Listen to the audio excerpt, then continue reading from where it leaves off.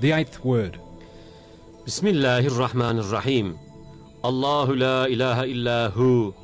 El-hayyul qayyum. Innet dina indallahil Islam. In the name of Allah, the Merciful, the Compassionate. Allah, there is no God but He, the ever-living, the self-subsistent. Verily, the religion before Allah is Islam.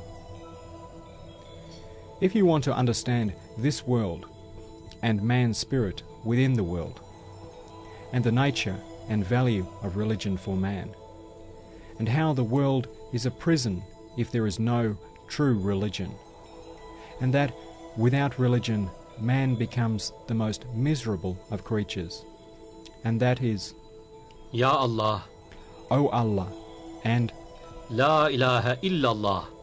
There is no God but Allah, that solve this world's talisman and deliver the human spirit from darkness. Then listen to and consider this comparison. Long ago, two brothers set off on a long journey. They continued on their way until the road forked. At the fork, they saw a serious-looking man and asked him, "Which road is good?" He told them, "On the road to the right, one is compelled to comply with the law and order. But within that hardship is security and happiness. However, on the left-hand road there is freedom and no restraint. But within its freedom lie danger and wretchedness. Now the choice is yours." After listening to this, saying, Tawakkaltu ala Allah. "I place my trust in Allah," the brother with a good character took the right road and conformed to the order and regulations. The other brother, who was immoral and a layabout, chose the road to the left just for the lack of restrictions. With our imaginations, we shall follow this man in his situation, which was apparently easy, but in reality burdensome. Thus, this man went uphill and down dale until he found himself in a desolate wilderness.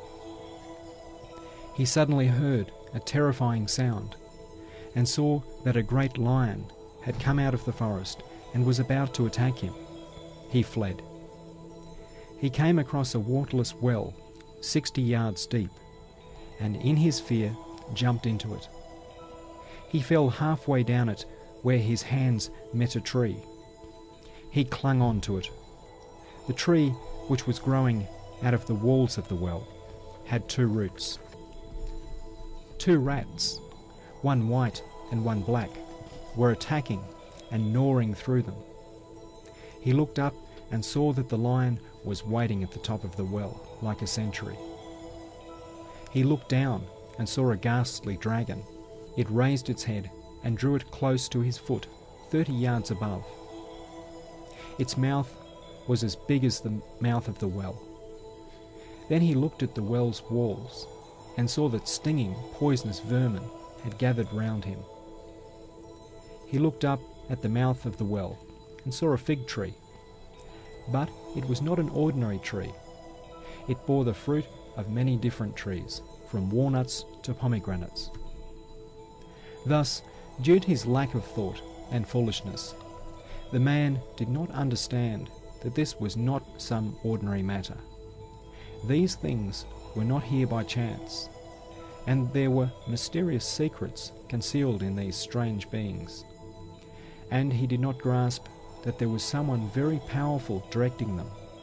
Now, although his heart, spirit and mind were secretly weeping and wailing at this grievous situation, his evil commanding soul pretended it was nothing.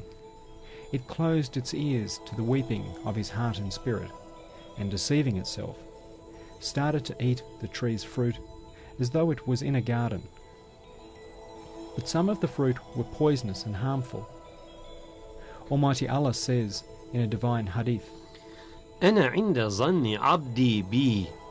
I am according to how my servants think of me. Thus, through his foolishness, and lack of understanding. This unhappy man thought what he saw to be ordinary and the actual truth. So that is the way he was treated, and is treated, and will be treated. He neither dies so that he is saved from it, nor does he live. He is in such torment. Now we shall leave this ill-omened man in his torment and return, so that we may consider the situation of the other brother. This fortunate and intelligent person went on his way, but he suffered no distress like his brother, for, due to his fine morals, he thought of good things and imagined good things. Everything was friendly and familiar to him, and he did not suffer any difficulty and hardship like his brother, for he knew the order and followed it. He found it easy. He went on his way freely and in peace and security. Then he came across a garden in which were both lovely flowers and fruits, and since it was not looked after, rotting and filthy things. His brother had also entered such a garden, but he had noticed and occupied himself with the filthy things, and they had turned his stomach. So he had left it and moved on without being able to rest himself. But this man acted according to the rule. Look on the good side of everything, and had paid no attention to the rotting things. He had benefited a lot from the good things, and taking a good rest, he had left and gone on his way. Later, also like the first brother, he had entered a vast desert, and had suddenly heard the roar of a lion which was attacking him. He was frightened, but not as much as his brother, for because of his good thoughts and positive attitude, he thought to himself, "This desert has a ruler, and it is possible that this lion is a servant under the ruler's command," and found consolation. But he still fled until he came across an empty well 60 yards deep. He threw himself into it, like his brother. His hand clasped a tree halfway down, and he remained suspended in the air. He looked and saw 2 animals gnawing through the tree's roots. He looked up and saw the lion, and looked down and saw the dragon.